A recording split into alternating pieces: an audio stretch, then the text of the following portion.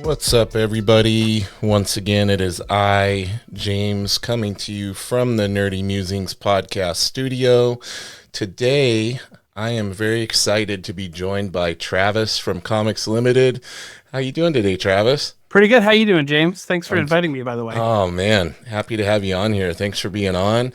I can already tell by your background, man. Lots of comic book boxes.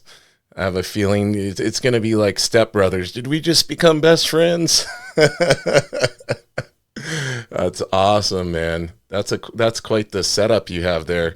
Now, is this in the area that you usually record and usually do things? Yeah. This area is my record. This is where I do my recording. It's also my office. I also work here too. And this is perfect. And everything, pretty much everything on the top two shelves behind me, which you can't see it all the way around, but it goes around in a kind of a little C-like shape here, and that's all the comics that for sale. Oh, awesome! So, now, are you mainly on YouTube with your comic sales, or do you get on IG, or you cross multiple different platforms? Well, primarily, it's actually funny. I was primarily an eBay seller. That was my main place of selling for a really long time. And then I got turned on to Whatnot, and so I jumped on to Whatnot for a while, and it's been okay. I mean, to build a business on Whatnot, you have to work at it. It's one of those things where I don't think anybody tells you, like, you get these aspirations when you get the first meeting when they're talking to you about it, and they're like, oh, yeah, you're rah, Whatnot, wah, wah. Well, the problem is that they don't tell you, before you can really start earning your money, because it takes... Once you get into it, you don't get paid until the item gets to someone's place. Location, okay. Right? And eBay has kind of a similar platform when you have to reach a certain goal of sales to get your payouts at a certain otherwise time. They hold on to it for a few days or whatever. Right. Yeah. Well, on eBay, I'm a top seller type thing. They give me, I have all the stuff, all the perks. So right, I literally can take money out the day after a sale happens. Nice. And like with Whatnot, you have to get certain goals you have to reach. You either have to sell $100,000 worth of sales, or you have to have 1,000 transactions, as well as you have to meet a certain level of rating. Like you have to have 4.9, a 4.8 or above, a 4.8 rating or above, and you have to have done so many shows. And so I've met all the requirements with the exception of the two major ones, which is either the $100,000 or the 1,000 auctions. I just hit 702 last weekend. Okay, that's awesome, man. So I got 300 more to go, and I started pushing my Whatnot show in August. I mean, I know this sounds weird. I'm talking about selling comics right now, just as a thing. But this is great, man. So, because I haven't had anybody on. You're the first person I've had on that has experience selling on Whatnot, or at least the topic hasn't come up with other people I've had on. I did not realize there were so many different things about it and so many different, requirement thresholds and things that you needed to hit. That really makes sense to where you were like, oh, there's a little bit more to this than than it's chalked up to be here. Right. And honestly, it was a little daunting. Okay. And so when I first started, like I had started the year prior, I got established. I had a great show. Like my first show I ever did, most people say they'd that it's really small, their first show. My first show was over $600. Oh, that's great. It was amazing. But with what made it great was I had one of my close friends, or one of my best friends, Big Me McFly, Brian, Nice. Sitting right across from me. We had another guy who we both are friends with that we didn't knew each other at the same time. I've known Brian since I was in junior high. Oh, very cool. And so 30 some years. Yeah. Almost 40.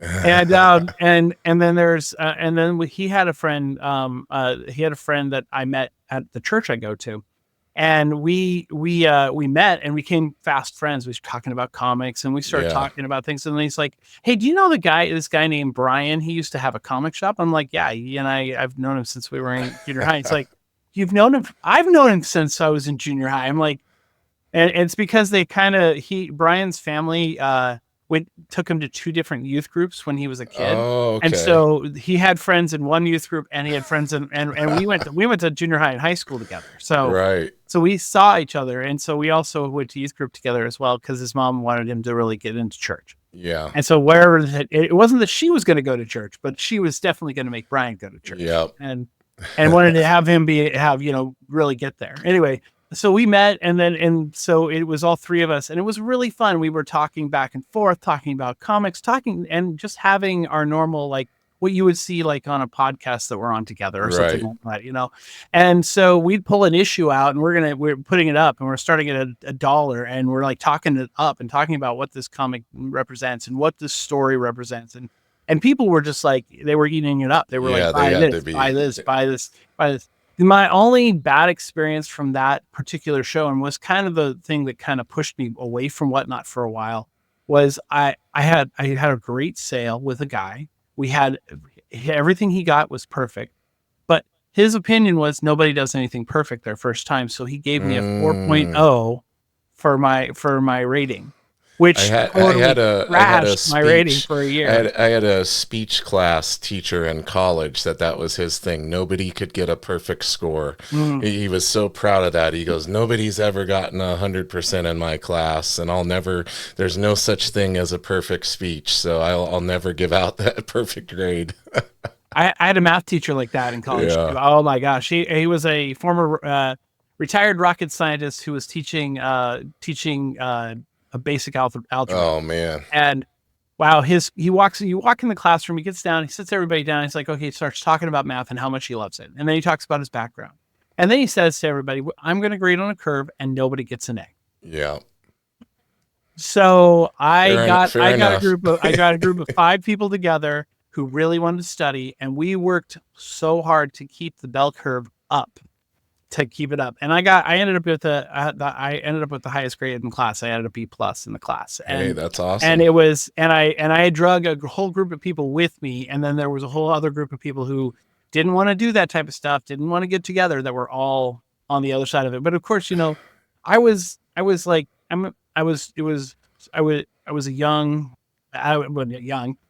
married and had my first kid, and so I was adamantly going for what I was trying to go for and try to get that, try to make it happen. And I wanted to have the best grades I could get out of every class. And so, I didn't graduate with honors.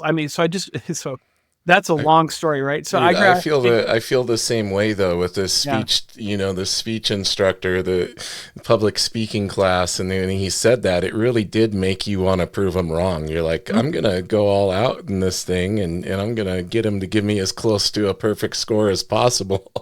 Exactly. And it's interesting when you're told you can't do things. Yes. How often you're like, well, fine, then I'll just do it. Yeah. And And that's kind of how that kind of transitions a little bit for me too into art. So I've been an artist since I was 11. Okay. I've been drawing comic book stuff since I was 11, 12. I've been drawing with Brian off and on. We went to the same high school. He's older than me a couple of years, so he was in commercial art class with this really awesome art teacher who was one of a local legend in watercolor painting around here. I think she recently, I want to say she passed a few years ago, but she had a gallery in downtown Vancouver right across from the Kiggins that her stuff was in all the time. But she was an amazing artist. Yeah. And so she taught this commercial art class, and that my older friends, Brian and Eric, who then were the guys who started the comic shop together, which I got involved with as well back in the 90s. Nice. They would leave pieces of artwork on my light table in my other class for me to do stuff with. And then I would leave pieces for them. So we would like, I have a piece of, well, it's funny. I'm working on a piece that for one of the people from Heroes from Heroes that we did a few months ago. Oh, not a few months, a month ago.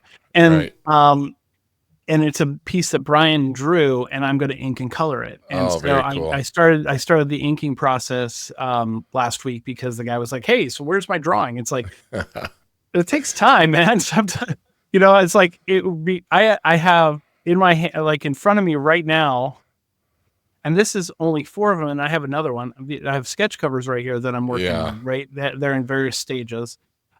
This drawing that I showed you earlier that was in the background, that Clone Wars drawing that I'm doing for my daughter that she asked for, plus this drawing, as well as and I was teaching an art class all last fall too. So, but people don't realize how time consuming right. art well, is. and there's this piece right here behind me. You can see the mouth of that scary clown right there. I did 3 of those for Halloween for a guy who has a haunted house that he's done for the last 20 years in downtown Vancouver. And he found out he was struggling to get some stuff done. He was doing scary clowns, and he had 3 pieces that he needed help with. And I did these 3, basically 4 foot by 3 foot by 2 foot or 4 foot tall scary clowns. I mean, 2 of them were just faces, right? And I got to keep one of them, and that's the one I kept. All in your spare time, on top of working and selling comics. Mm-hmm. And on top of that, and that's not paint, that's ink. Yeah, I inked that. That's a giant ink drawing.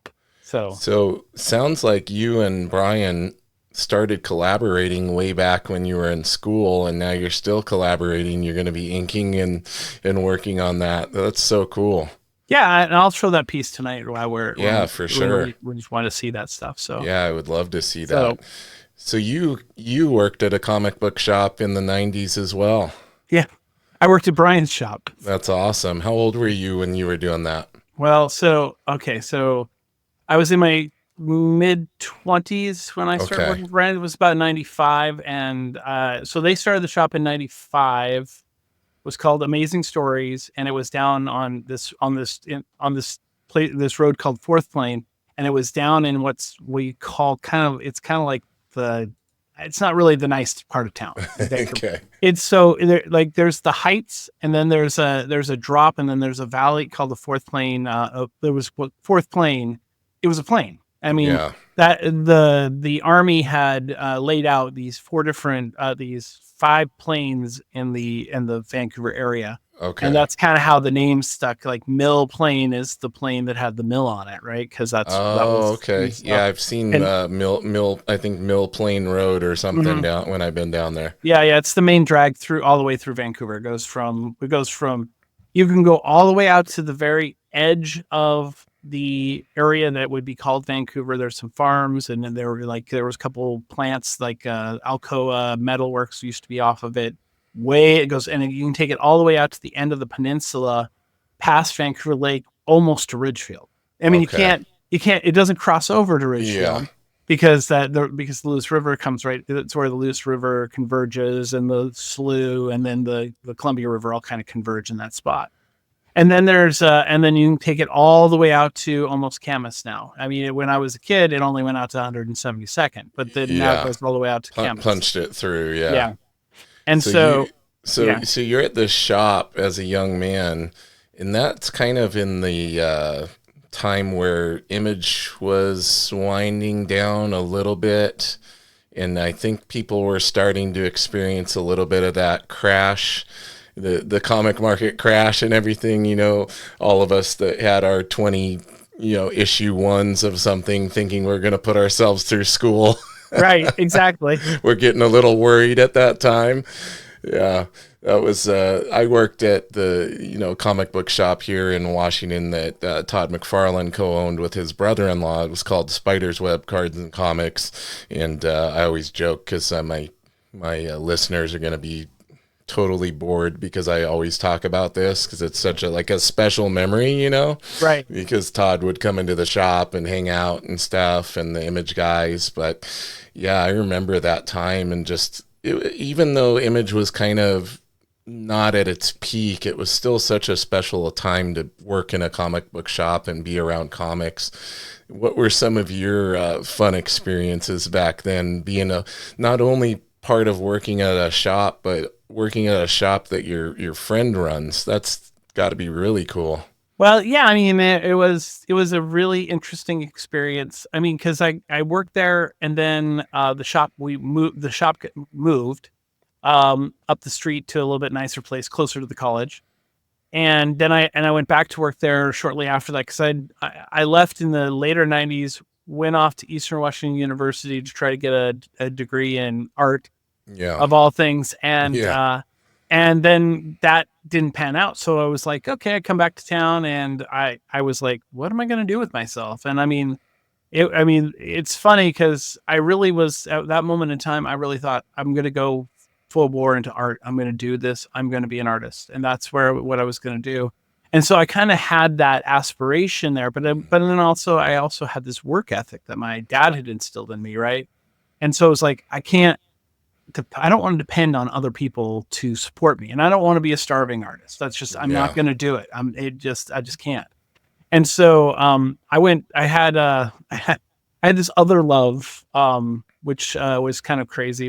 I was really into tech and computers, and things really kicked off for me there. So working at the shop, one of the things that happened there, I'll come back to the tech. No worries. Yeah.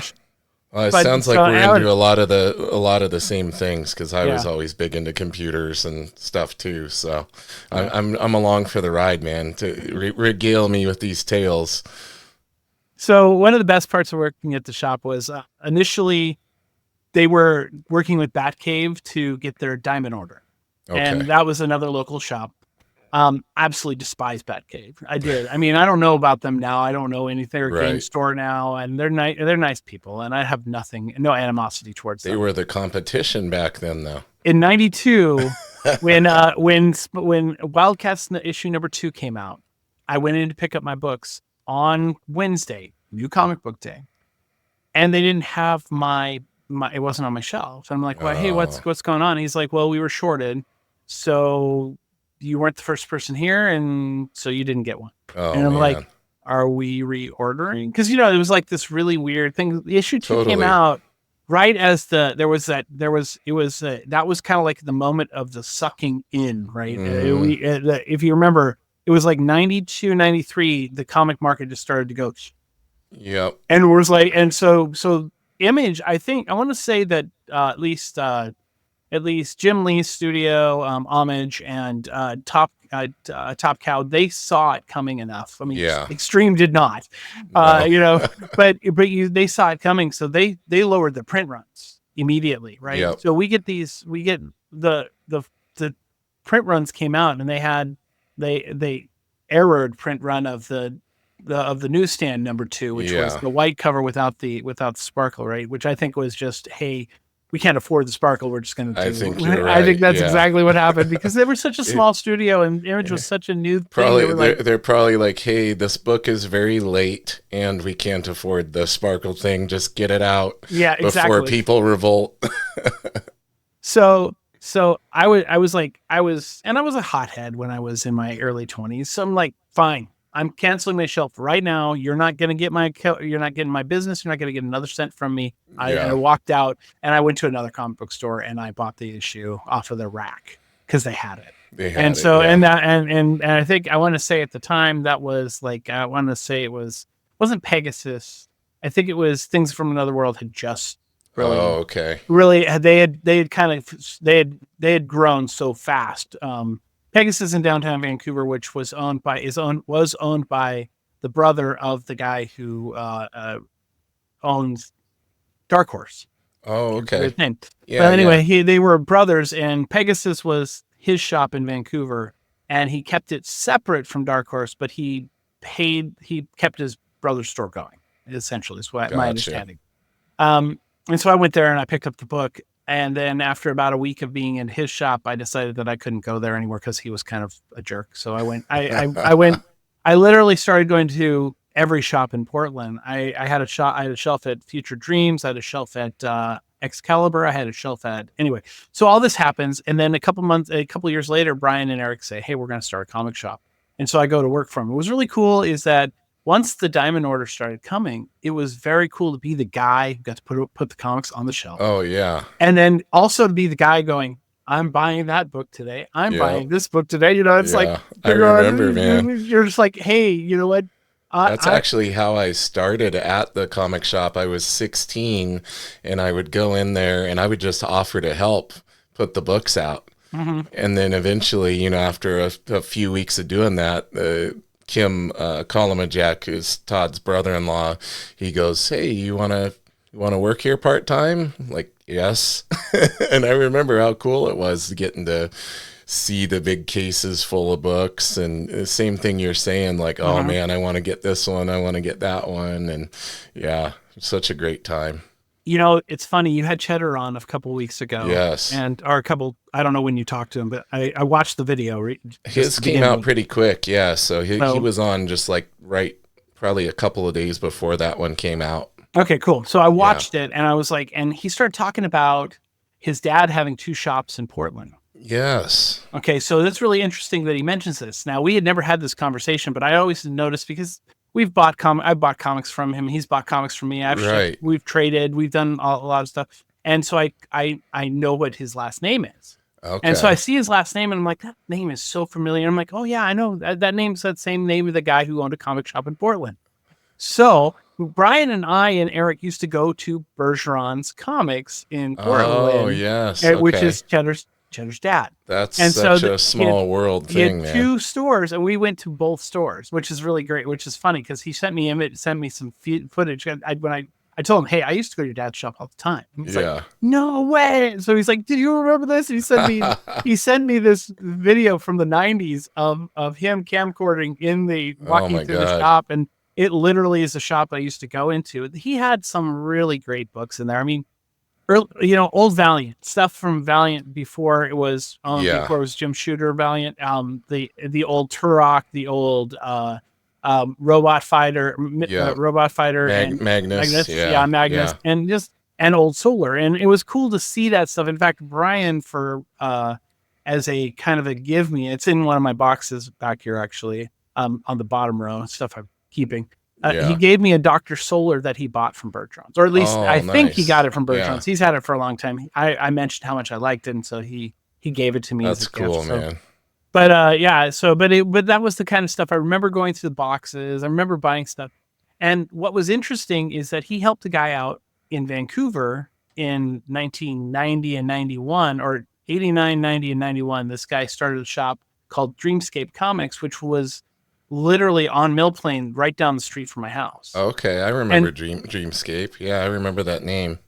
So I go in there and I'm talking to the guy and I tell him I'm an artist at high school, and he says, hey, if you want to come hang out and just draw, if you sell anything, I want 10%, but you can just draw here and sell comic book pictures. Anybody who comes in and wants a commission, you can do that, and that'd be cool. Oh, nice. And so he let me draw there. I must have drawn probably 20 Punisher pictures because Punisher was so hot at that time. Yep. You had the series was so good, and then Will Spertasio takes over as the artist. Yeah. And so it's this, this great storyline, and Will Spertasio's art is just so perfectly good for it. It's that, gritty, very gritty.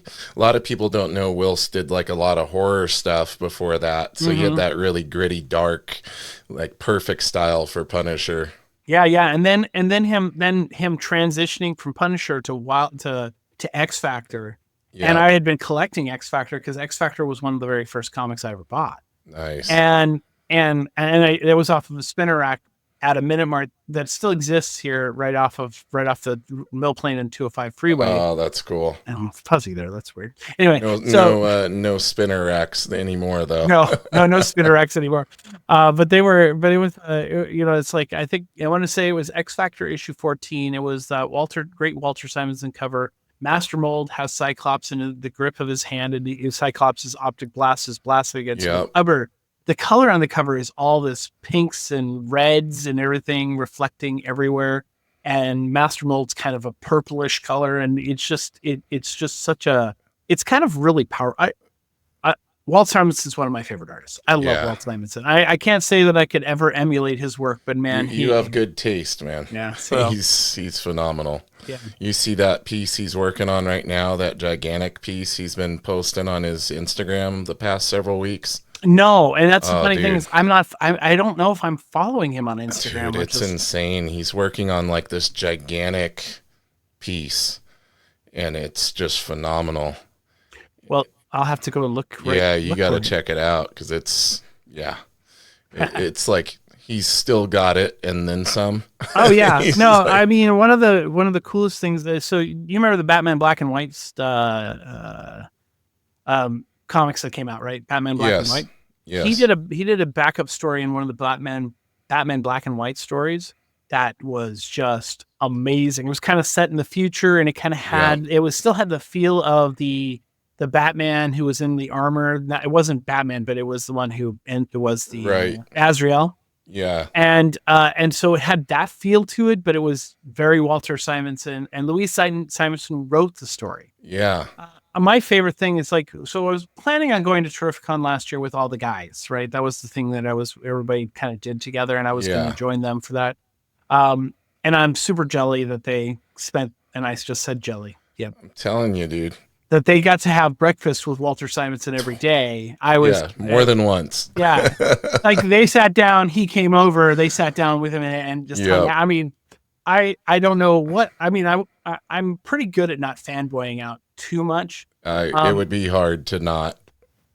But yeah, I mean, he's a guy that I just, I absolutely, I adore his work. I love how he talks, especially how he talks about his wife, and I love how she talks about stuff because there was a panel from the year before with Claremont, Walt Simonson, and they said Wheezy, and so Walt had to leave at one point in time in the panel, and so it was just her and Claremont, and they were talking about all the different things and the bullshit and the different editors they had to deal with, and how they had to go around making different choices, and how she kind of influenced a lot of the stuff that Walter was doing because she picked up New Mutants after Walter, and then not Walter but after Claremont, and then she and was writing New Mutants for a long run there, and so it was there was a lot of these. So much history there. Yeah, I have the Thor. Can't see it on the camera; it's on the top of my shelf. But the IDW artist edition of his Thor run, so amazing. Just looking at those pages and poring over that stuff. Just as an artist, I can't get enough of the artist editions. But the problem is running out of room. Right, exactly. I just got a new one today. I just got that colossal Conan one, big Conan artist edition thing that has Barry Windsor Smith, Buscema, like all those guys in there. And I'm like, I have a stack of them on the floor now because I'm running out of room. Yeah, so if you'll notice behind me, I have that Bad Ink Studios stuff hanging right there. That's because I was thinking about different things I might want to talk about or what we could talk about while we were on this, which I've never planned this stuff very well. So I just try to have stuff. Like one of the things that for this year for me, when it came to comics was the rise of new independents. I thought that was, I think that was a really important thing, whether or not you like the Rippaverse or someone else or anything else. I found that there were some really great independent books that came out this year that were I've noticed there's more, and I know like they're not small independent, but like the whole Ghost Machine thing really gave me the feel of kind of like the old Image days when they, obviously they're doing it as a imprint under Image, but the fact that you have all these top artists and writers creating a shared universe together, it really brought that spark back alive in me. I'm like, oh man, this feels like when Image got first announced, Right. Oh, well, and like, or 24/7, doing, like working with Sean Chen and, Daniel, the actor. I have those books right back there too. Cause that was fantastic. I mean, I sold it. I gave away a set as a buyer's giveaway for one of my shows just because I love it so much. Yeah. But it's just such a great, interesting idea. and the story behind it and how it came about. And Daniel Wu, that's Daniel Wu. Yeah. Okay. Yeah. And their storyline, this kind of Westworld, but the Westworld natives are AI, so they're alive even when they're not acting. Then they have their own world underneath the city, and that I just thought that was really just cool seeing people like create comics because they love it. Yeah. And not necessarily because I feel like nowadays, like, people go into making something with the aspiration that it's going to be picked up as a property for a movie studio or a Netflix series or something.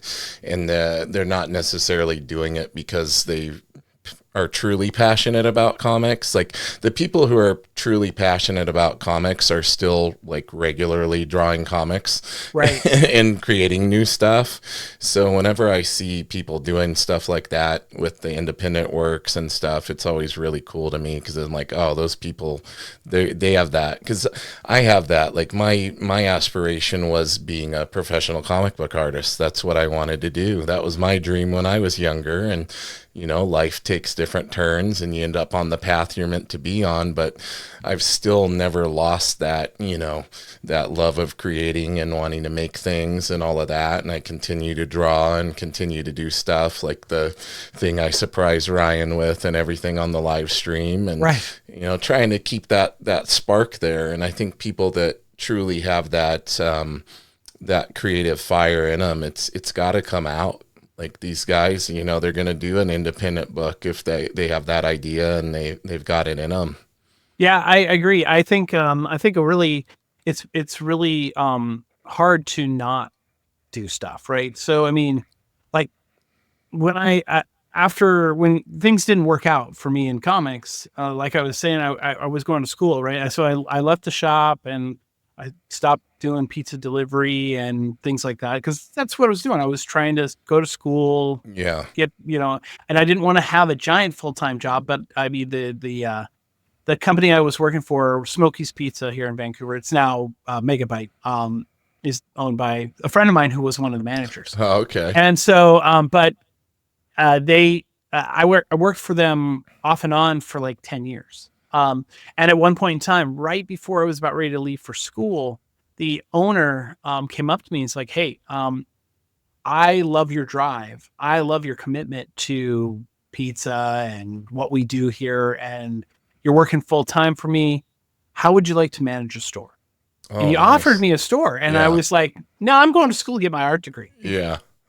But he could tell you had that drive and that passion and that commitment to seeing things through. He felt that you were somebody he could, put that responsibility on, which is really cool. Yeah, and that was a real big boost in my ego. It made me feel like, oh no, I can do this. So I'm going to go to art school. So I go to art school, I go to school, and I ended up having some incredible art teachers at Eastern. But I also found that the university system in Washington is extremely expensive, and no matter what, even if you're going to the college that your grandmother went to, because my family's been in the Northwest. Well, my family has been in Washington for almost as long as it's been a state. Yeah. Long time. Yeah. So, and mostly in Eastern Washington, I had the opportunity to go to Eastern Washington University because it wasn't because they were there, but there was some legacy in the sense that they had gone, my grandmother's whole family had gone there. My great uncle was the guy who sold science teaching certificates for the whole state of Washington. Holy cow. Yeah. Up until I want to say 2010. Okay. That was the last time was when he finally ended that job. So I had a bunch of family history, and I thought, hey, that'd be cool. Let's go to school where they went to. And then so I looked into the art program. They had a solid art program with some really great art teachers that were Smithsonian artists and things like that. So this was going to be an opportunity for me to expand my art background and grow into whatever kind of artist I was going to be. And I wanted to be a comic book artist. That was my primary focus, an illustrator of some sort. And so I'm going to school there. My teacher they couldn't, there wasn't enough, for some reason, either the teacher or the class wasn't going to happen for the design class. We were all required to take this design class before we got into any other part of the art program. Well, they couldn't provide that class because there either wasn't enough students or the teacher who was going to teach it bowed out. And so the head of the department, who was the Smithsonian artist who had just finished this gigantic exhibit at the Smithsonian where he took a bunch of nails, concrete nails, and made a wall of these nails. And in the wall of nails, he basically created a language with all these nails, letters, and like to create its own language in concrete. Yeah. And it was interesting, and the design is interesting and everything. So he's like, you know what? I'll just teach this block printing class, and this block printing class that I'm going to teach, I'm going to use it as your design credit. And the school was like, okay. So I took a block printing class where I did a bunch. I used all kinds of wood, whatever I could find. I mean, I split my thumb open and I had a big gouge in my thumb that I had to have hazards of that all kind that of stuff, right? Yeah. And so I'm carving, I'm doing all this stuff, and I made these great prints. And he was like, you are good. You have the right drive. You need to do this. Well, what also happened while I was there is I had this computer thing going on in myself from way back in high school, right? So I was into computers. I had friends who were going to engineering school. They wanted to become computer engineers and other types of engineering. But so the computer was a huge part of their life. And so we hung out and we would talk. And then I started learning things. And my dad bought me a computer for my graduation. And one of my closest friends was like, hey, you need to get a modem so you can get on our BBS. And so I'm like, okay, cool. And that should date me really big time right there. Speaking my language, man. So I get on the BBS and we're playing. I used to do Doom over, dial up and Doom over the modem and Wolfenstein and all that stuff back in the day. Yeah. We had even before that, we had a Commodore 64 where you would type in the code and you could make it do stuff. And and I would steal games all the time from the store because I had the Commodore 64 and you just make your own copies of it. That's what we did. Right, exactly. So it's like I had every game, and then and my dad loved Centipede, so he bought the ball thing. Oh yeah. So we had track and field. The trackball controller, trackball controller, and then we had the joysticks that were kind of like the ones you would get on Atari, right? The Atari ones. And we would burn through those playing track and field because you're like, oh yeah, totally, yeah, I remember that. And it's like, and it would destroy the handle after a while. So we were burning through. Yep. So my dad found a way to get them for really cheap, and so he was able to buy them, have them coming in, even though his job was not stable at the time because he was into construct. He was an aluminum worker, and then the aluminum industry tanked, and so. Right. We were either going to move to Okanagan in Washington or we were going to move to Argentina. Oh, wow. And he that's a big difference. He's like, yeah, I'm not taking my family to either of those places. Yeah. We're going to stay here. And so he went back to school, did sales, but then ended up back in manufacturing because sales really wasn't, even though the testing said, oh, you'd be a great salesman, Dave. He was good at selling things. Yeah.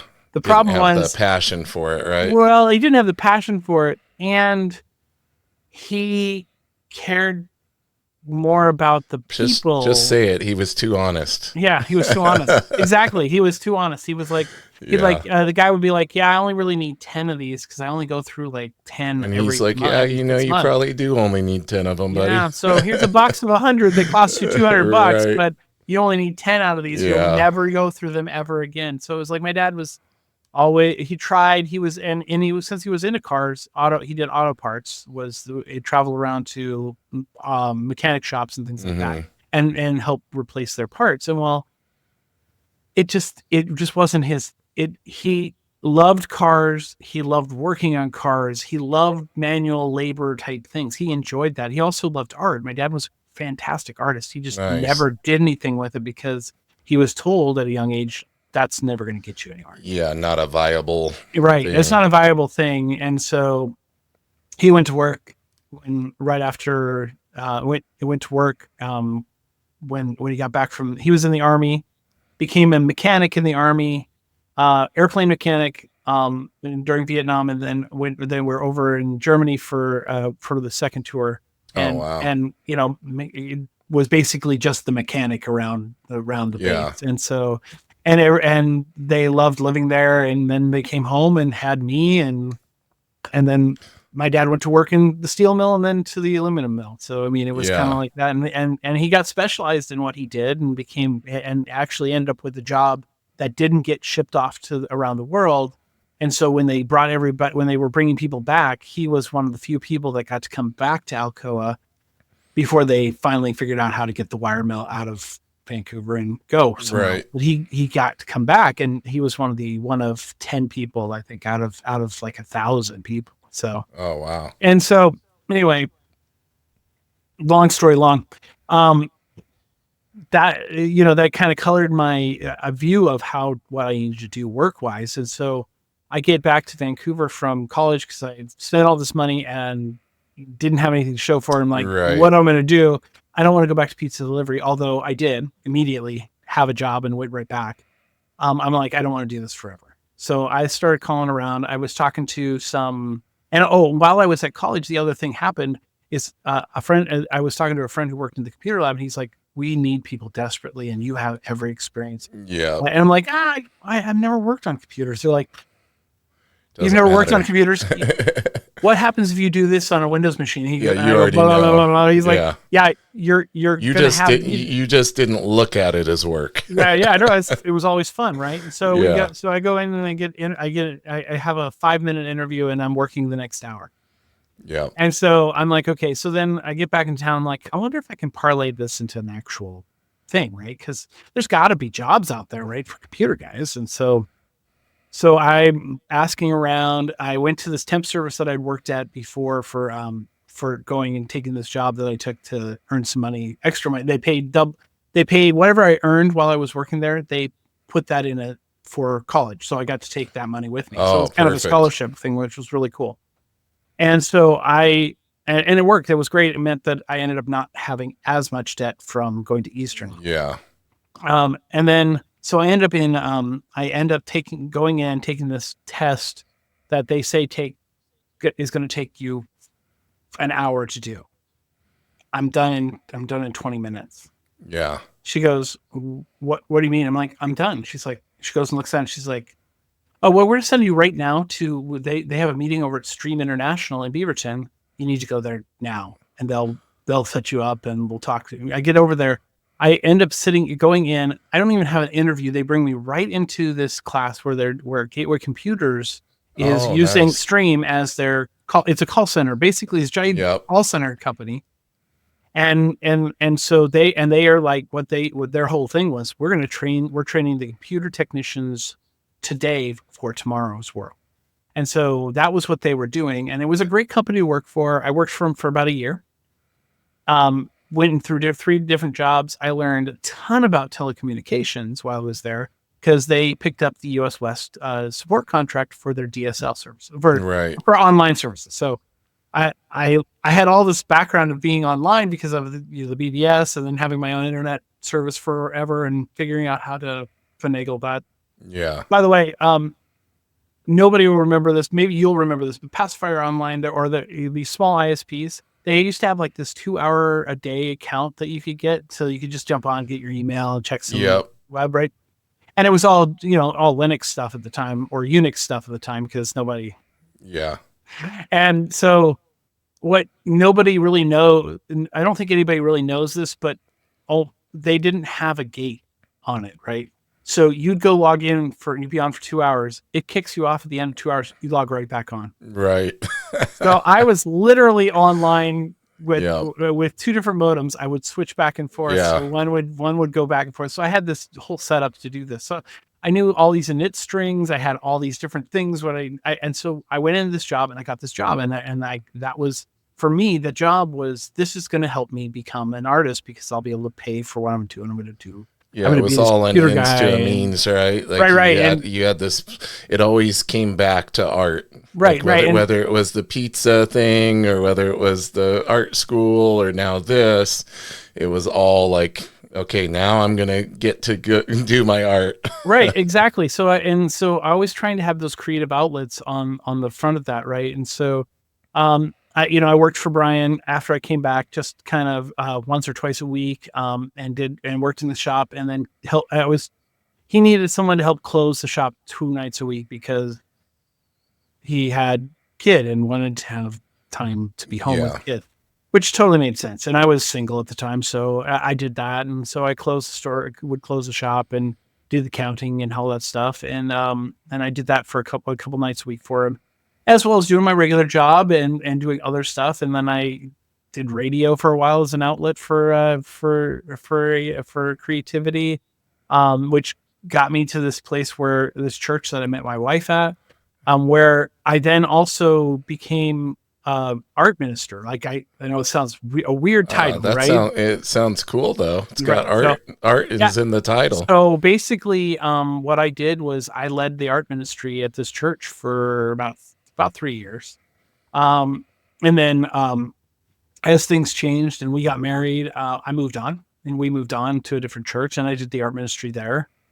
Basically, it consisted of me just taking people who wanted to do something creative and didn't know how to do it, and just letting them do it. Right. And then we would, I had some rules, right? So I had some rules that I set out, like specifically for this thing called Art House that I do. And the whole idea was that, you get people to come, they do this, they work on whatever they want to work on in whatever medium they want to work on, but they have to be willing to talk about it at the end. Oh, okay. So, because we're going to talk about it, we're going to talk we're going to talk about it, and we're going to critique each other because that's how art is, how we manage art and how we learn and how we become better. Right. Right. And so I made sure everybody understood that from the get go. I would have, like, the first Art House, I had a live kind of local musician DJ guy come in, and he did music for us.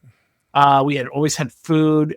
It was at different people's houses. So it was kind of always this moving, flowing thing. Yeah. A lot of times it was just acrylic paint and canvases. And, I had a small budget from the church I was at. So that was I would just go buy canvases, and we do stuff and we talk about it. And, I sold my first painting during that time. That's cool. I did a painting of downtown Portland circa 1939.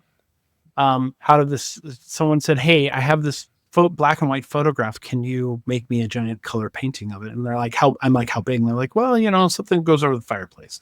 So it ended up being a 30-inch by 40-inch canvas that I did of this whole scene from downtown Portland. You can see the Orpheum. You can see the Meyer and Frank building still in the background. All this different stuff. It's down Broadway, looking straight down towards the river, and then the hills on the Savi's Island side of the river, because that's cool. That's the way you look at it. So I did this huge painting of this, and that was one of my first actual commission pieces that I ever did. And that kind of led to me thinking, hey, I can still do this art thing, right? Right. There was a point in time I almost went back to school at the Pacific Northwest College of Art in Portland. I think I'm not going to say I dodged a bullet there, but I think I did. Because school doesn't exist anymore as far as I know. And so I'm not sure how the degree and what that would have looked like.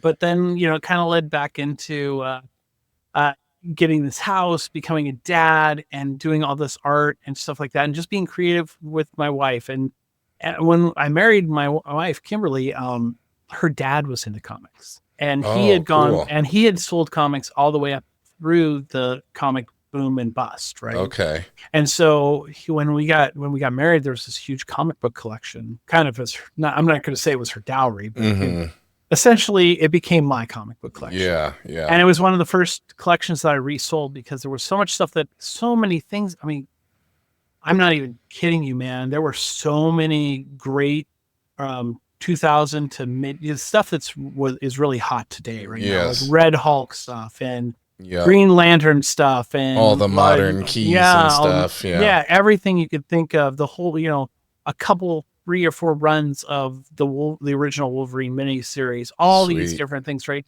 Things that I look back now and go, why didn't I keep some of that for myself, right? But I'm like that. But I think about the time that I sold it and what I sold it for, and the value of what it was at the time, and I'm like, paid for kids' clothes for that year, and for formula for our second kid, and all these different things, because even though I had a good job in tech, the market was still kind of up and down, and I really hadn't hit my stride of where like I am now financially with my my job. I mean, now I'm getting paid what I probably should have been paid 10 years ago. Right. And but I mean, it's but it's allotted me this opportunity to come back into this whole thing where a couple of years ago, Brian and I were just hanging out, and we lost touch for a little while, and we kind of got back together, and we were talking. I'm like, hey man, I really want to can we just get together and draw? Nice. And he's like, yeah, let's do that. So we did that a couple times, and then he started doing a YouTube channel, and he's like, you need to start a YouTube channel. And I'm like, I don't know, man. It's a YouTube channel. What do I really have to say? And he's like, you could do art on it, or you could show, you keep buying all these comics and whatnot in different places. You could show your comic hauls and people would love it. So I really got into shorts really early on when shorts were just new. And so I was doing a lot of, you were smart, man. Stuff, right? In hindsight, like that was the direction YouTube was really wanting to push. So that stuff, especially if you were an initial adopter getting on there and putting out a lot of content on there, they were showing that stuff to a ton of people back then. Yeah. I mean, I think I was heading up to Emerald City Comic Con, and I had listed a video of some comics that I'd gotten from, I can't remember who it was, the Whatnot channel. The guy's not on Whatnot anymore. I don't see him anymore, but he had this really beat up Carrie Andrews Yoda cover, and he was reading the comic as he was selling comics to people. He was like, let's read a comic today. How about he started reading one comic. He's like, oh, I can't read that on Whatnot. He just tosses it over his shoulder because they were beat up comics, and they were damaged, so he didn't feel like he could sell them.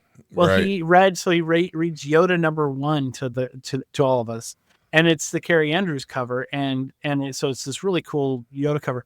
And so at the very end of the show, I'm like, dude, can I buy the Yoda? And he's like, well, not really. I mean, it's really beat up. You're not going to do anything with it. Well, can I buy it? Will you sign it?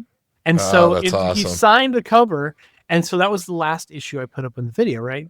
I get up to Emerald City, and a buddy of mine's like, hey, I'm going to go to Emerald City, and I don't want to go by myself. Do you want to come with me? And I'm like, sure. So we hop in his car, and I'm driving up there, and we get up there, and we're going through, and I had a few things, like I got my very first commission ever done. I had Terry Dodson do Supergirl. I love for Terry's me. stuff, man. Yeah, so every commission I get graded. I have a commission right now that I haven't got graded yet, but I will get it graded here real soon. I bought a X-Men page from him, like I don't think this year. I think it was last year.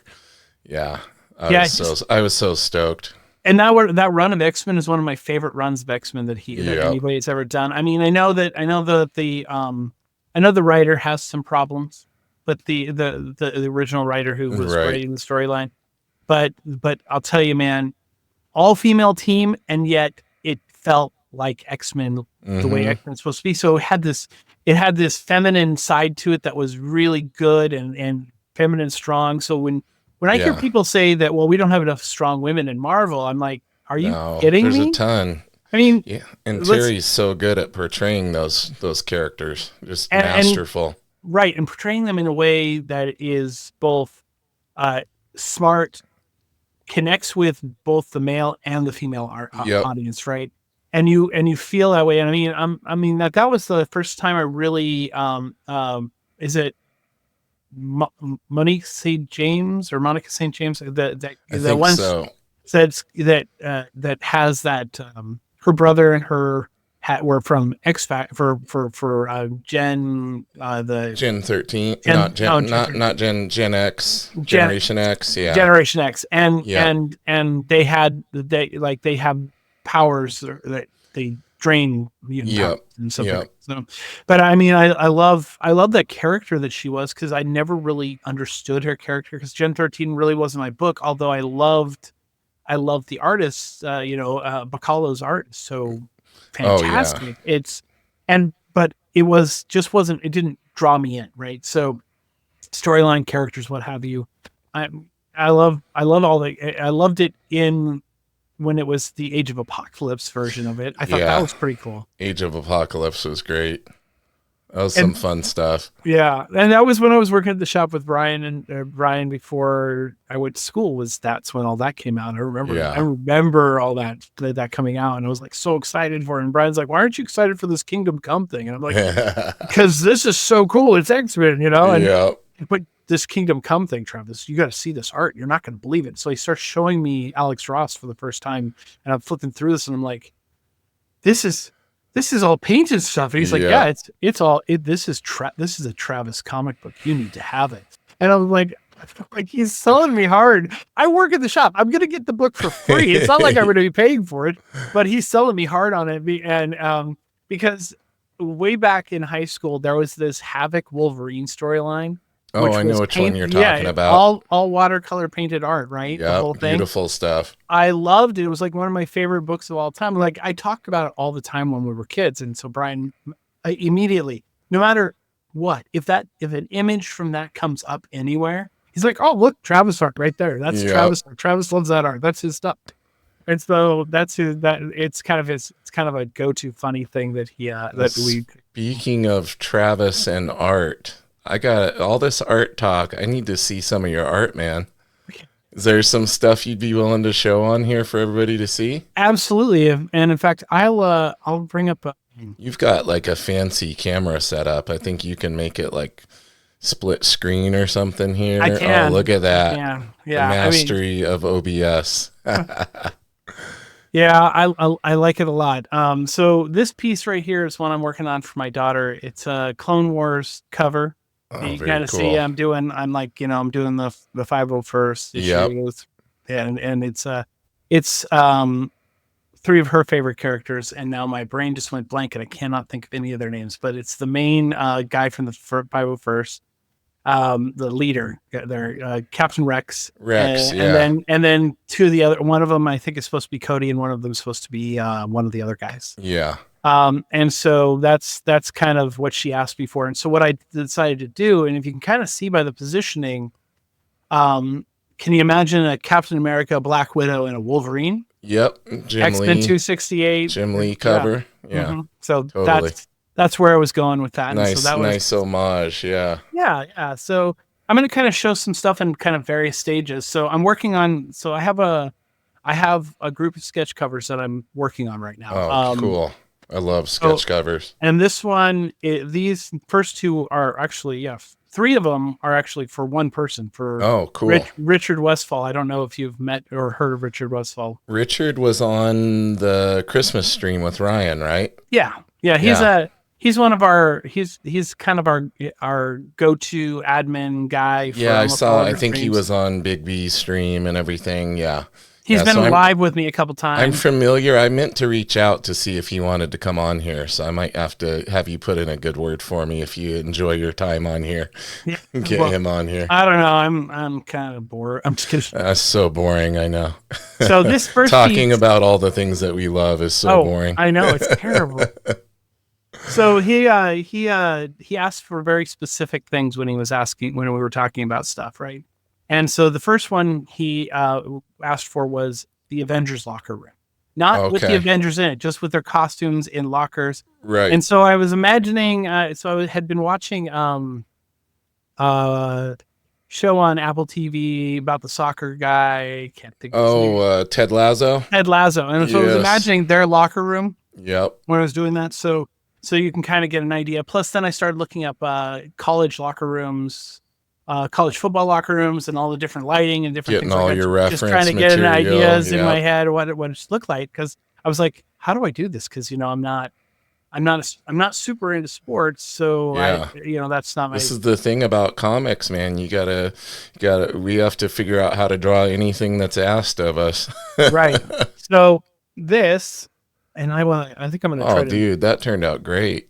Yo, this is still, and I'm not even done with this one. It's already looking great. So, yeah, so I got Black Widow, Captain America, Thor,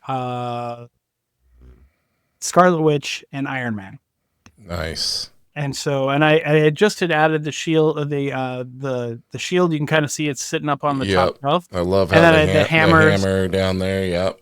And then I'm kind of going with a little bit of I'm not going to put any more trade dress on this side. I'm going to put some trade dress on the back, but I wanted to do the little Captain America. Yeah, that's perfect. Base on there. I thought that would be kind of cool to do. Yep.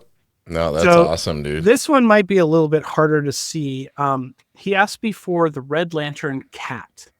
And I didn't know there was a Red Lantern cat character, alien cat. So this one is about, this is where I've done the wash on the cover. So like I did a blue wash on that cover after I penciled everything in. So you doing watercolor? No, actually this is all ink. It's all ink. Okay. That's all ink. So I do watercolor occasionally with stuff. What kind of ink are you using?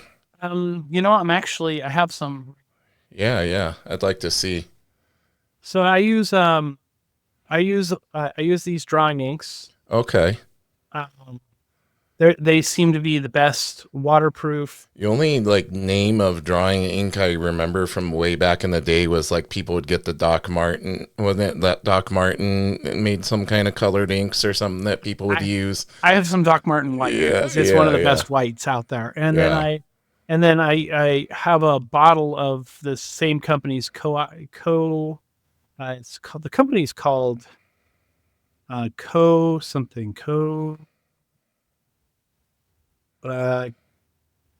hard to read on the bottles because they're so small. I'm telling you, dude, after 45, my close-up vision started going, so I feel you on that. Yeah.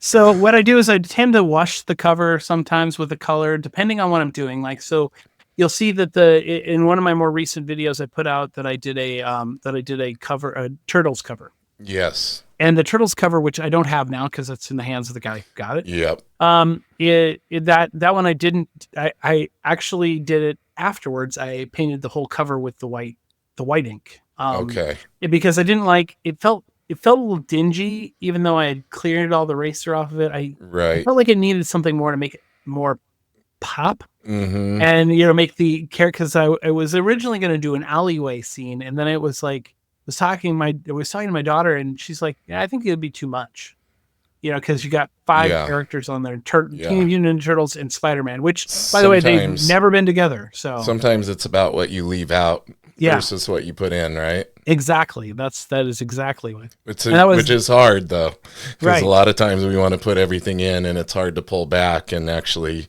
realize that you need to leave a little bit of room for it to breathe.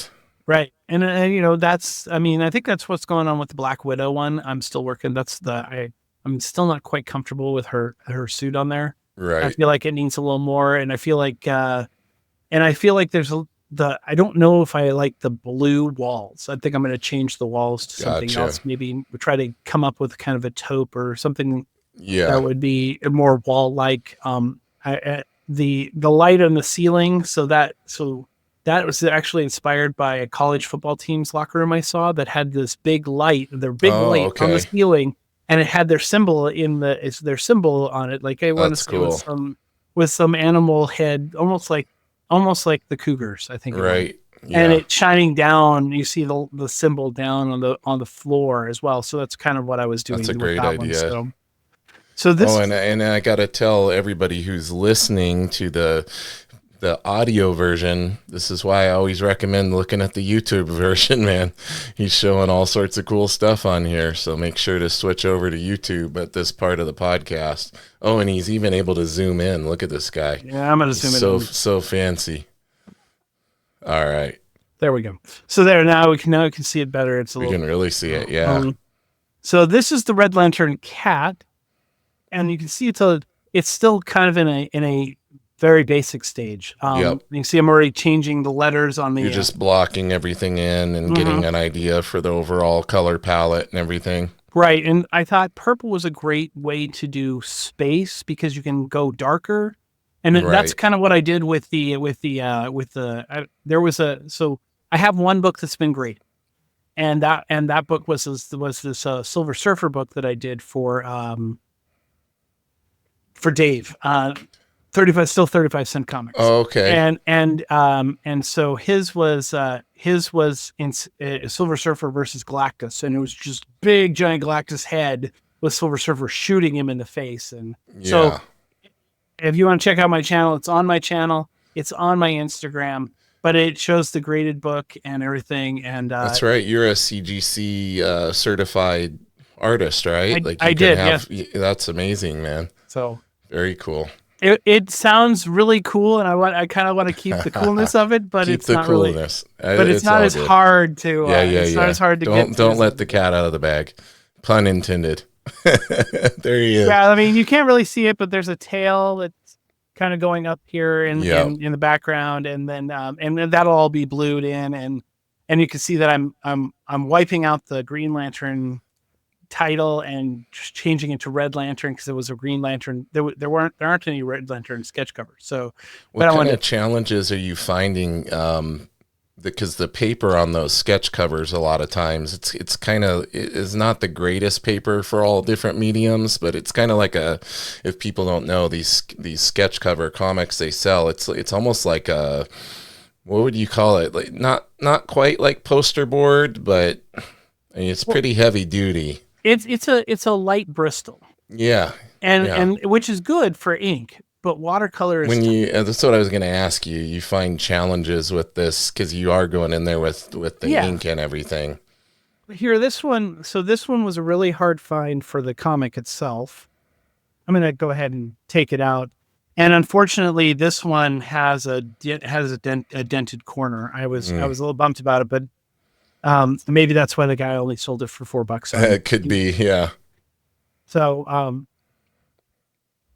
that's a bummer about it. I might try to see if I can find another one, but you can kind of see, you can see once I take it out of the bag that it's going to move. Yep. And that's kind of the expected thing. If you're doing a full color cover, with CGC, they expect it to move. Mm-hmm. What they want you to do is keep because they don't grade it. They don't grade the outside cover, the sketch cover. They grade by the inside cover. Yeah. And so that's why I'm a little bummed that this one got damaged. Right. Because that, if it wouldn't have been this would be a 98 book. So yeah, I'm going to finish this one, but I may do it again. Yeah.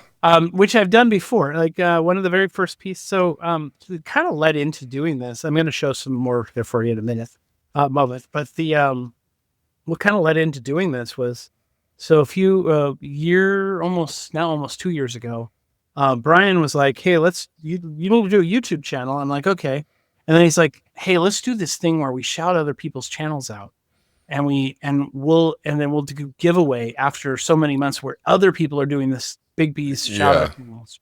And so he does this. We do this shout out challenge, and it's fantastic. Great numbers. I mean, I got 200 subscribers from that. Holy cow, that's amazing. I mean, I'm only at 355 right now. Still. But in my first year, I had my first 200 subscribers before the end of the year. That's awesome. In fact, I had 220 by the end of that year. We did 5 months of it. So I did 5 11 by 17 full color drawings. Yeah. And that was how I kind of got back into this. And nice. So the very first one I did was for, what's his name? I can't think of his name. He has a channel. He lives in Las Vegas, and Romuel, anyway, he has a shop where he does postage, and he sells his comics at it. And he's a really great guy. He's I think I know who you're talking about. His wife passed away from some sort of aneurysm. Then he got sick, right, and got healthy. And so anyway, he was the first one to win. Right, first one to win the challenge. And winning that challenge, he was like, my favorite 3 characters are Silver Surfer, Daredevil, and the Hulk. Well, if you know, Daredevil, the Hulk, and Silver Surfer have all been Defenders at one point in time in the Marvel universe, but never together.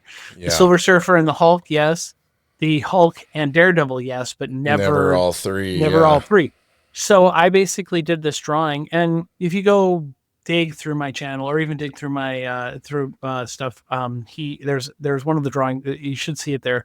I did two. Like I did the first one, I did watercolor, and that was because that was what I had experience with.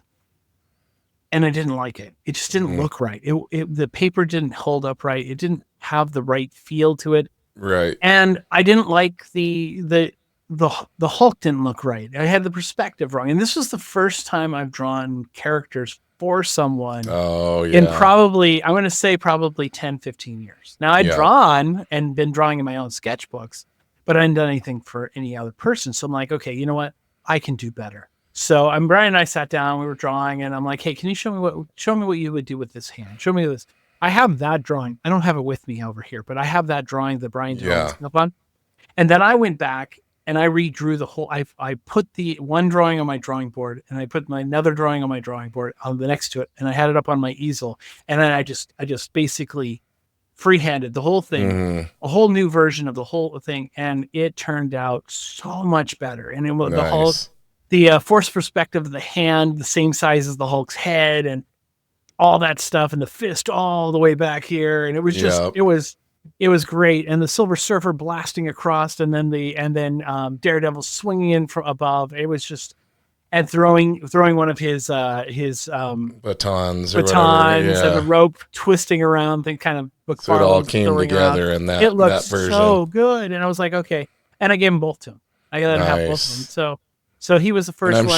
I'm sure he loved both of them, because us as artists, we are the biggest critics of our own work.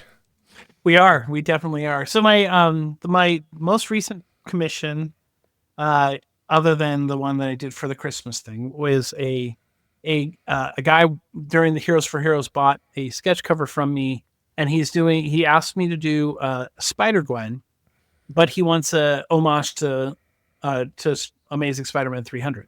Oh, nice. And so this is just in the sketch phase. So there's no ink on this one, and I'm redoing the trade dress on it and everything. But this is me homaging that. I literally went in and I measured out, and I freehanded the circle, but I measured out the distance. You can see my lines through the. Yep.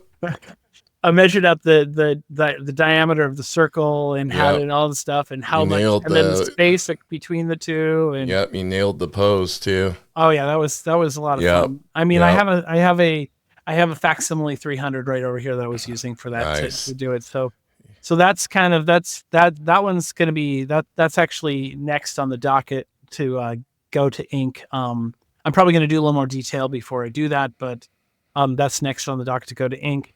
And then this one, you barely can see it, but this is the rough. This is where it all starts. This is going to be Richard wanted you can't even see it. I can slightly see it. Right. So this is a Thanos glove. So we were on the stream, and Richard was like, can you do Thanos's glove? Because he saw this one done by someone else for the stream, for the show. Right. And he's like, I gotta have that. And I'm like, and he couldn't wait, and it was too much. It went way high, like $300. And he was like, yeah, I can't do that. Can you do one for me, Travis? And I'm like, sure. So I'm like, I paid $40 for it. So I'm gonna do a Thanos glove. I'm like, hey, I got a Silver Surfer black cover. Would that work? He's like, yeah, that'd be great. That'd be awesome. Perfect. Oh yeah, that'd be cool, man. So those are the sketch covers I'm working on. I'm dropping my art. It's just falling down. That's awesome, man. You got maybe one or two other things you can show before we start wrapping things up? Yeah. I'm going to show you this. So here's the piece that Brian did. Oh, cool. Or the one for the guy. And this is the pencil sketch of Brian's pencil sketch. Oh, that's awesome. Zoom it out. Oh, too much. Oh, it's not going to let me zoom back in now. Darn. Oh, there it goes. If I can get it to do it. Is that the one he did? He did one for Mon Comics, right? Right, he did one for Mon. This isn't the one for Mon. Different one, yeah. This is a different one. That he did this live at on the Heroes for Heroes stream. Oh yeah. So he was drawing this, and the guy the people were bidding back and forth, and then it stalled out right around $60. And I'm like, you know what? If we get this over 100, I'll ink it and color it. Nice. And so it went to 150. So it was really great because cool. we're raising money for veterans. Yeah, totally. I'm wanting more money to go out. So this is how this is going. So this is my first pass at doing the inks. You always grab one part of the drawing that you feel like is the easiest piece to do, something to knock out quickly. Of course, what I did is I didn't want to draw right. We wanted to give the original pencils to the person. So I fixed my light table was broken. So I fixed my light table, and then I did pencils of Brian of that with in behind it, so I could capture exactly what he had done. Perfect. On it. So I captured Got the costume in there. And then I started doing the inking on X23. So, very cool. Yeah. So that's kind of the most recent thing I've been working on. Yeah, that looks like a fun one. So, and that's on Bristol, and and it's a heavier Bristol. So that one I could use some watercolor on it, which I will. I might use some water on it. And I switch things up. I've been as I talk to other artists and I'm learning different things about how they do stuff. Like it over here on my table right now, I brought in all my art supplies because I wasn't sure if I was going to do some live art or anything. Right. You never know. So here's the thing. I definitely want to have you on again. Okay. So I think it'd be cool if we did something where we were both on, maybe doing some drawing or something. I think that would be really fun. You know what? Next time Brian and I are going to do an art stream, I will we'll pull you in. Oh, I would love that. And now it usually happens like we don't usually plan those, so they just don't happen. We had Absolute Dracula on with us on the last time. Oh, cool! And that was a lot of fun. Definitely hit me up if you're going to do another one. If it works out, I would love to do that. Yeah, absolutely. So I got that. That was I finished the sketching on this because this piece. And then I have a Captain America piece that's going to him as well. The same guy. It was from the stream. It's actually the reverse image that was on the art stream that we did. Oh, okay. So this is what I did, and then I reversed it in Photoshop. So that's actually a negative image, and then I signed it in red, white, and blue. So, I like how very subtle. Yeah. And when you see the black and white image, if you go and I don't know if you see my stream because I think I sent it to someone else, but if you look for the art stream for Heroes, which was on YouTube, you can see this has been reversed and it's black and white. It's a black image with the white. Okay. White, and so that's why it's the black. I like your signature too. Yeah, that was. I asked the guy. I'm like, hey, so how do you want me to sign it? Do you want to sign it in? Do you want it black and white, or do you want ink? Do you want red, white, and blue? He's like, do red, white, and blue. That'll be so cool. It's going to the same guy that other drawing's going to. So awesome, man. Well, I could keep you on here for like 3 hours, but I want to make sure to give some time to be able to have you back on and have more things that we can chat about. And absolutely. I want to make sure to give you some time here at the end to let everybody know where the best places to find you are on YouTube, Instagram. I mean, it seems like every day we're having to hop on some kind of new platform to peddle our wares. Right, totally. So the stage is yours. Let everybody know where they can subscribe, where they can follow, and all that good stuff. So on Instagram, if you want to find me on Instagram, it's comics_limited on Instagram. Nice. At YouTube, it's Comics Limited, and I think it's like 730 or something like that. I never went in and changed it to. Gotcha. I know you can change that. Yeah, you can get like the custom link or whatever. Yeah. Yeah. So it's comics. If you just search Comics Limited, you'll see my little shield symbol, right? Oh, you got stickers. Yeah, I'm a part of the sticker people. Don't let Sticky Goose know. I'm gonna be getting some stickers here soon. So you can find me Comics Limited on YouTube. I have a website. It is comicslimited.com. Perfect. But I don't do much on there other than you'll see what I'm selling from right now. Pretty much the only thing that's on there is what's on my eBay. Does that have all the links for your social media and your YouTube as well? You ask me that and I go, you know what? I was writing my about page and I still have, I was going to say, man, that can be like the one-stop hub for people. We just say, go to the website. You can find me on everywhere. Yeah. That would be the easiest thing to do. Well, so now after this show, now you're going to do it. On my about page, we'll have all my social, all those things. There you go. You can find me on eBay as Comics Limited on eBay as well. So Comics Limited, remember Comics Limited, that's me. Totally. We're not going to be able to forget, man. However, on Whatnot, I'm not Comics Limited. Although you see the symbol, I'm Travvic113A. Okay. Because I started that before I picked up the name Comics Limited. Yeah. And so I'm going to make sure to put all these links in the show description for everybody as well. So they'll be able to easily get there and find you and like, follow, subscribe, share all the good stuff that we always encourage people to do. Any other places, any other resources? I know we can see you on a lot of other people's channels hanging out and everything, which is really cool. It's such a special community. And obviously you're being friends with Brian. We keep calling him Brian, but Big B McFly, if anybody wants to look him up on YouTube and Instagram as well. I know you're on there with him quite a bit too, aren't you?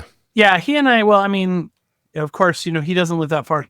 He lives about 2/3 of the way from you down towards me. Okay. So I go up and I try to hang out with him like once every other week. It's been a little bit of struggle this holiday season, so that's been kind of rough. But I was supposed to be actually there for the Christmas stream last weekend. So okay. But I I was doing a Dollar Train thing on Whatnot with that I got invited to do, which was a lot of fun. And it was a good exposure. I mean, I gained probably, I think I hit 1,000 followers on one. Oh, that's awesome. So, which is great. But if you ever want to find me on Whatnot, every Thursday morning around 7 a.m. Pacific time, I have a stream that I do on that called Comics and Coffee with Comics Limited. Oh, very cool. I'm going to have to check that out on the off chance I'm up that early. I'm so much of a night owl. It's hard for me to, like 8:30 is getting up early for me. Well, yeah, and that's my bedtime because I work nights. So there you go. So I get off work on Thursday mornings, and last Thursday I was so tired. But someone had said, "Hey, the trailer's coming out for Superman." So I'm like, I should capitalize on that. I'm gonna get 20 Superman books ready for tomorrow, and so I did that on Wednesday, and so I had like 25 Superman books, which ended up being great. I had a guy who bought a good fair share of all that stuff. I'm sure that stuff is going. All the Frank Quietly stuff has to be popping off now. I'm sure it is. I in fact don't have any of that, but I had a bunch of other really great Superman stuff, like Death Superman stuff, Return of Superman. I had this, so what I do is I try to give a big book away. Try to give something big away. Yeah. Just as incentive for people to be in the room to buy, right? And so I want to make sure that it's worth their time if they're buying, because I'm not charging a lot for my books, but I want to I need to get as many transactions as I can when I get to this 1,000 point, where it allows me to then be able to do more. But I try to give away something.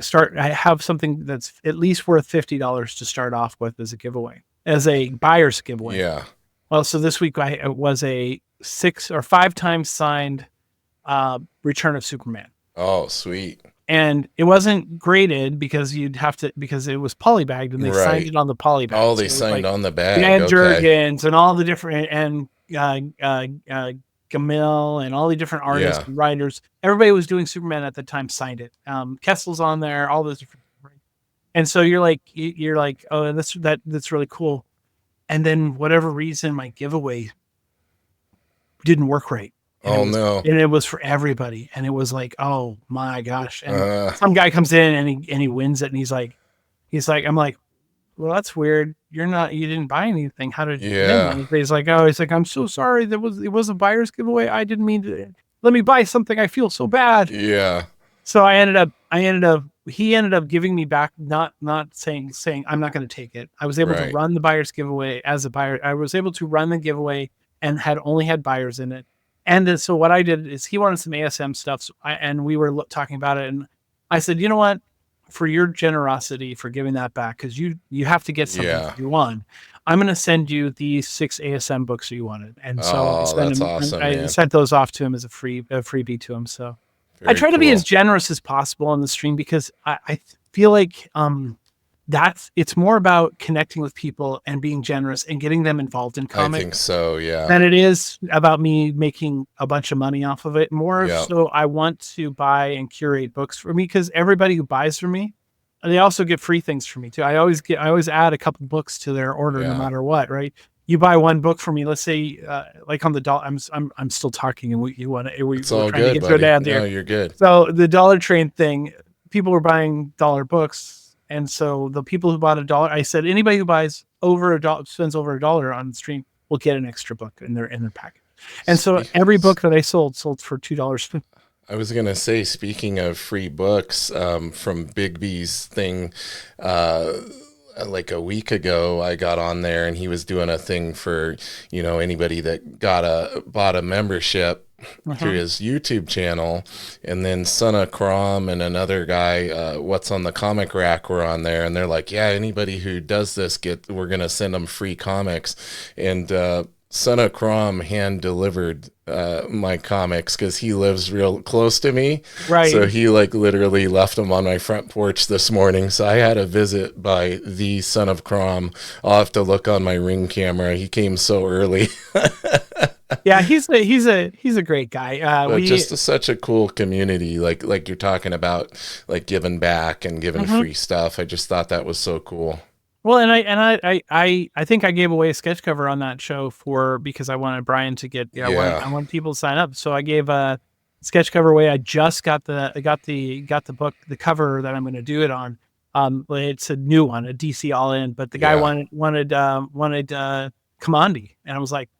Because he was talking about, like, I love Commandi. I'm like so into Jack Kirby right now, and he was like, and so I'm super excited to do that. And I found one that it was just the really hint of the DC logo on it, and so I'm going to do the cover on that, and because there is no Commandi blank sketch cover, so that way I can replicate the Commandi trade dress. I can do all the fun stuff with it. And then have the character, and I'm really looking forward to doing it. I'm gonna kind of try to build it off of some of my own knowledge of the Commandi character. I mean, I spent 135 days doing Jack Kirby's Black Book sketchbook. Oh, cool. Where I did these shorts every day, or tried to do one every day. I didn't do it every day, but it's called the Black Magic Edition sketch. I'm looking at it. It's right down here on my desk.